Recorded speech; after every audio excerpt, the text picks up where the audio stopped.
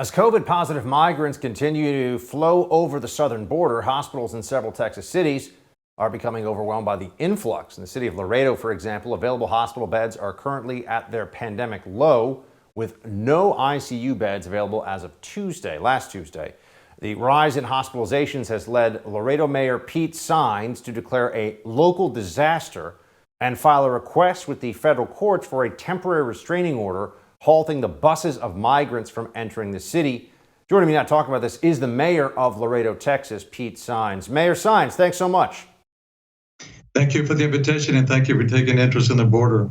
Just tell us what exactly is going on. I mean, give us a sense of what the problem is and how challenging it is for the resources of your city right now. Currently, we're in a crisis mode health-wise. It's a public health crisis because of the COVID. And then to exacerbate that, we're also receiving buses from the RGV, which is the Rio Grande Valley area, which is about 150 miles downriver or southeast from Laredo. Laredo is about 280,000 people population. So in essence, they're bringing in another layer of population that potentially can exacerbate even worse our hospital situation. Our NGOs are at capacity. They used to bring these migrants, and then within a day or two, because of the COVID infections, the NGO facilities would be placed in quarantine to continue bringing more migrants from the RGV area to Laredo, and then they would have to release them in our streets and our plazas.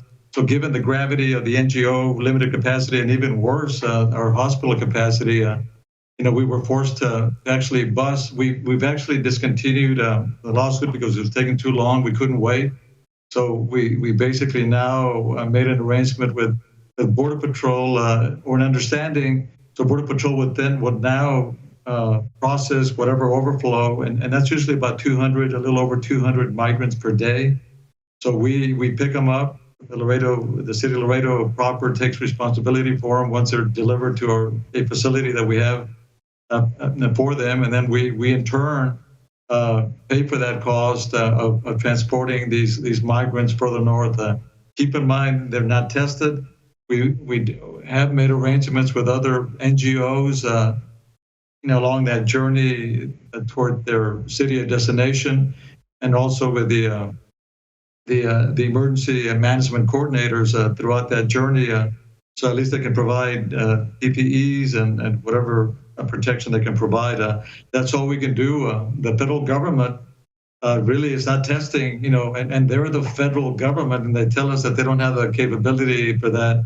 What do you expect from a little guy from a city our size and hampered and wounded by this lack Mayor, of... can you tell me what is the status in terms of just testing specifically of people who are coming across the border, entering illegally, and then in the cases you're talking about being released? I mean, are COVID tests uniformly done? What is the protocol? No, there's no testing. Keep in mind, once you test, there's an obligation because some of them will turn out to be positive. And when they're positive, they got to quarantine, and that's an infrastructure in itself. And we don't have it.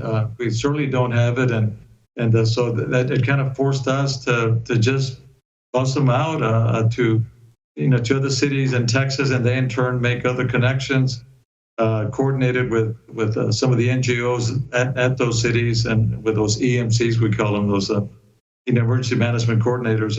So we're doing the best we can with the resources that we have. Ideally, Border Patrol should test, quarantine, and then release the positives, and then those not the positives, the positives once they become negatives.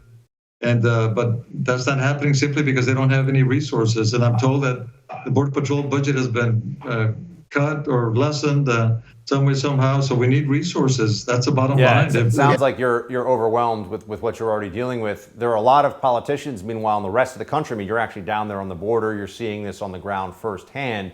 But there are folks that have a big voice in the national conversation, Mayor, who are denying that the influx of COVID-positive migrants are in any way contributing to the situation in Texas hospitals and places like Laredo. I mean, here's what the governor of New Jersey, Phil Murphy, just said today. I'm not getting political, but the people I'm running against started repeating this ridiculous Fox News narrative that the reason why COVID is raging in Texas and other places like that is because illegal immigrants are coming over the border, encouraged by this president with COVID, and then being put on buses and sent to states. I mean, that's like tinfoil hat stuff. What do you make of that, what Governor Murphy says? He says tinfoil hat stuff, Mayor. We're doing exactly what he's saying we're not doing. I mean, and it's not by choice. It's really, we're obligated to, at this point, be that as it may, a fact is a fact, and whether they're positive or negative, that's for someone else when they're tested, wherever they were tested. We can't test. We don't have that capability nor the infrastructure to deal with the quarantines and of course the money to expend along those lines. We'll feel sorry for them by all means, but then again, I have to think of my constituency, my residents. It's technically putting my residents with the migrants pitting for beds here, and that's a very insensitive. How bad is, Mayor? How bad is the hospital situation in Laredo right now? I mean, how tight is it? Well, we've had 0 ICU capacity for a day or two. It varies. We have hospitals going on diversion, because there's an overflow of patients waiting in hallways for hours. In some cases, days, 2-3 days, waiting for that.